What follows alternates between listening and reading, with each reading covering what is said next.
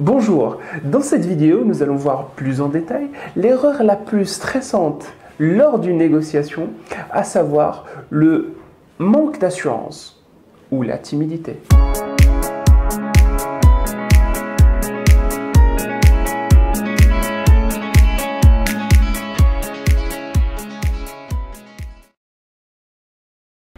Beaucoup de négociateurs débutants éprouvent une difficulté à gérer une sorte de timidité ou gentillesse qui les empêche de s'affirmer.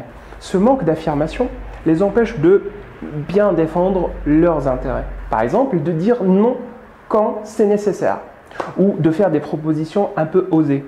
Et par conséquent, rater de très belles occasions. Ils disent oui à tout, acceptent des conditions peu avantageuses, se laissent mener en bateau très facilement et généralement sont les premières victimes du chantage affectif. Comme vous venez de voir, le hangar est plein de pièces détachées et de quincailleries de tout genre. Il faut tout me vider avant ce soir. J'ai besoin du hangar pour stocker une autre marchandise qui va m'être livrée demain matin. Vous m'en proposez combien pour récupérer tout ça? Quel est votre prix? Je ne sais pas moi, disons 10 000 €. Ouh là là, c'est même pas le prix que je compte avoir à la revente. Ça vaut combien selon vous? Je compte avoir 5 000 € ou 6 000 € avec un peu de chance. Ok, je vous le propose à 4 000 €. Vous aurez au minimum 1 000 € de bénéfices en même pas une journée de travail. C'est que... Ne soyez pas gourmand, 3 800 €. Mince, j'ai oublié les frais de transport et de stockage. C'est limite, mais je n'ose pas lui dire non. Il a baissé son prix de 10 000 € à 3 800 €. Et ce n'est pas rien quand même. Et si je lui dis non, il risque d'être déçu et de ne plus faire appel à moi pour les futures bonnes occasions. C'est d'accord. Espérons que j'arrive à trouver un acheteur et à revendre tout ce bazar. Quand vous négociez, oubliez votre timidité. Soyez à l'écoute, soyez respectueux, chaleureux, de bonne foi, soyez ce que vous voulez. Mais oubliez la timidité. Vous allez probablement me répondre que c'est très facile à dire, mais un peu compliqué à mettre en pratique.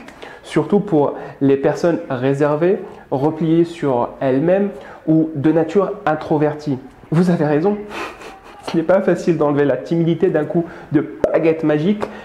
C'est loin d'être évident. Néanmoins, dans la négociation, il y a 3 solutions possibles. Solution 1, la plus facile.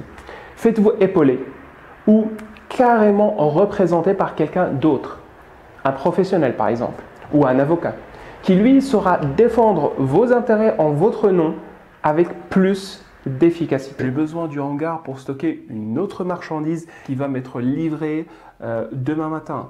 Vous m'en proposez combien pour récupérer tout ça? Avant de commencer, Monsieur Bernard, je vous présente Monsieur Martin.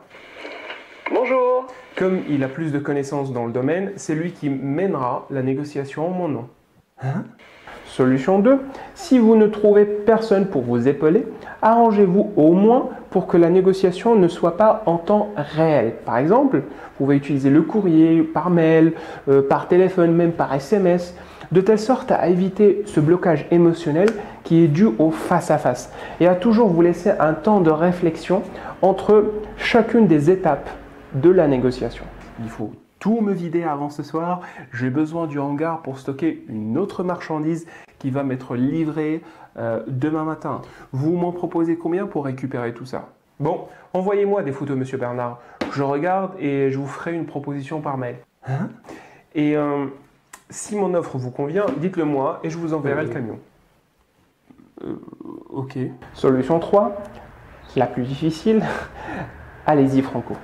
Mettez-vous en face de votre interlocuteur, regardez-le bien dans les yeux et dites-vous que ce n'est que l'histoire de quelques minutes ou de quelques heures. Vous m'en proposez combien pour récupérer tout ça? Écoutez, Monsieur Bernard, à vue d'œil, je peux revendre au détail le contenu du hangar entre 4 000 et 5 000 €. 6 000 € avec un peu de chance.